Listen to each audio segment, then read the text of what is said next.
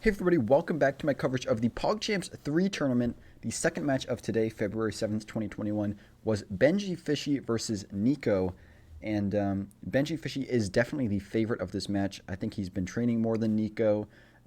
Also, one thing to note is that Neeko was somewhat distracted during the game, during this first game, because she was having issues with her microphone and she was setting up her stream basically while she was playing the game. So that is something to keep in mind during this game. However, BenjyFishy is still the overall favorite and arguably the strongest player in Group A overall. And let's see how their match played out. So Neeko starts with F4. She has the white pieces. So the bird's opening, and she played this opening in her first match too. And BenjyFishy plays D5, the Dutch variation of the bird's opening. We have knight f3, knight f6, and h3. This is kind of the setup that Anna taught, Neeko's coach, taught Neeko to play. So we have knight h5 from Benji and rook g1 from Neeko. Kind of not really a move that does anything. Also, this f4 pawn is attacked, so you do need to defend this pawn with a move like e3 is probably the best move here. But we have rook g1, and yeah, this move is just not very good. It's giving up castling rights, and it's not really... Supporting this g-pawn is not necessary, because if you want to advance this g-pawn, it's already supported by the h-pawn. But like I said here, you need to defend this f-pawn here, so pushing g4 right now would not be a good idea anyway. But we have rook g1 from Neeko, and Benji does not take this f4 pawn. Instead, he quickly plays knight g3, so I don't know if he just didn't see that he could take this, or if he thought that knight g3 was stronger, but knight takes f4 would have definitely been the better move here. And here we have a very surprising move from Neeko, which is king f2. Not really a common move you see on move 5, developing the king, but I guess Neeko wanted to attack this knight on g3, so that was her idea there, I think. And Benji does take this knight, this bishop on f1. Knight e4 check was also possible, just forcing the king back to e1 and getting the knight to a bit of a more central square. But knight takes f1, just picking up the bishop pair is also totally fine.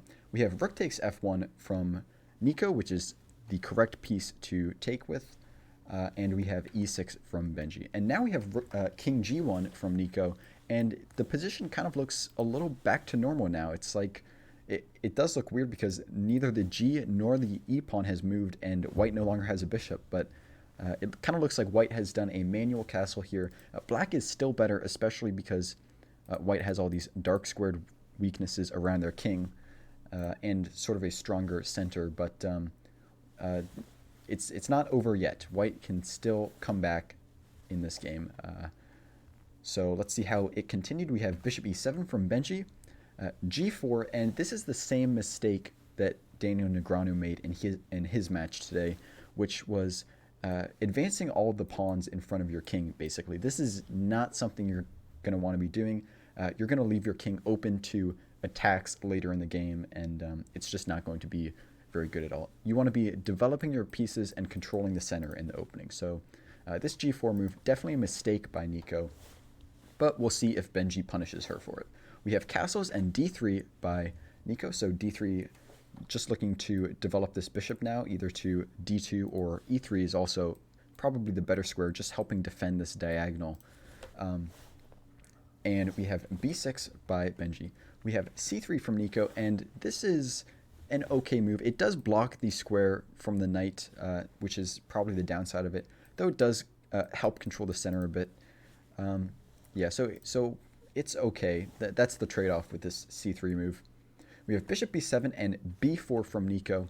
A lot of pawn moves from Neeko. She really should be developing her pieces instead of moving all of these pawns. And that would just be my general advice for her in the opening. We have knight d7, and finally Neeko develops a piece with bishop b2. How effective it will be behind this pawn, though, is questionable, so we may see her advance c4 later in the game. We have c5 from Benji, just getting this really solid kind of structure in the center. He's castled his king, he's developed his pieces. The queen may come to c7 later. Very good setup from Benji so far. We have a3 from Neeko, so this pawn was attacked twice, and Neeko defended it. So very good move from Neeko. And now we have queen c7 from Benji. We have c4 from Neeko, and this is a mistake. So I think Neeko wanted to open up her bishop, but she missed that on this last move with queen c7.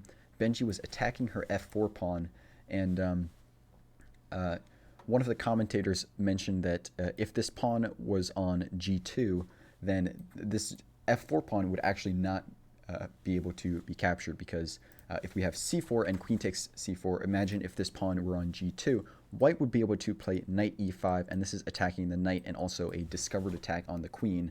The queen cannot take the knight because the bishop defends the knight. So we would have that tactic. However, with this pawn now on g4, it's leaving the white king open to this queen g3 check. So that tactic doesn't work for white. And white's king is just going to be very exposed here. So Benji does take this pawn on f4, and we'll see if Neeko can defend. But this position is already completely winning for black. So let's see if Benji can continue attacking. We have e4 from Neeko. So yeah, not really the best move. Though it is kind of hard to find a good move in this position when your king is so unsafe. Probably knight bd2 is a fine move, but or maybe even queen e1 to defend against queen g3 check. But it is really hard to find a good move here for Neeko. But I can say certainly that e4 is definitely not it, because this just opens up the position. D takes e4, and after d takes e4, white does have a discovered attack on this knight, so we'll see if Benji sees it. Also, if he misses it, it would also be a fork on the two bishops. So Benji needs to see this, otherwise he could just totally flip the position around. Luckily, he does see it. He plays knight f6, and so as long as Benji can keep attacking here, it looks like he's going to get this very quick win.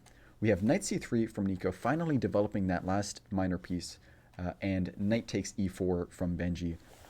And this king is just, this is the most exposed king I've ever seen in my life, basically, on move 17. So, yeah, definitely not a good position for Neeko right now. We have bishop c1 for Neeko, just trying to gain some initiative on this queen somehow, but this fails tactically to queen g3 check, which Benji plays, and the idea is you save your queen with check, and then you can pick up this free knight, which the bishop used to be defending.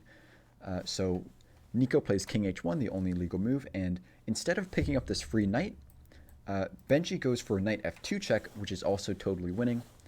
We have rook takes f2 check, the only legal move, and queen takes f2, and now the threat is bishop takes f3, and it's impossible to stop this threat. You cannot defend this knight again. Really, the best try that the computer suggests is knight d5, and this just totally gives up a knight, like e cross d5. But even after c cross d5, just simply rook a d8, and you're going to lose this pawn, and then you're going to lose this knight, and then you're going to lose the queen. So there's really nothing white can do at this point. We have queen g1 by Neeko, but this is simply a mate in 2 after bishop cross f3 check. There's only one legal move, queen g2, and queen takes g2 check. We have a quick win from Benji in the first game, so Neeko will have to win the second game to bring it back for a tiebreaker in the Armageddon game. We'll see if she can do it in the next video. But for now, check out my PogChamps 3 playlist, and the next game in this match will be over there on the right side. Left side. Yeah, it's over there. It's on the left side of the screen. Thank you for watching. I appreciate it, and I'll see you next time.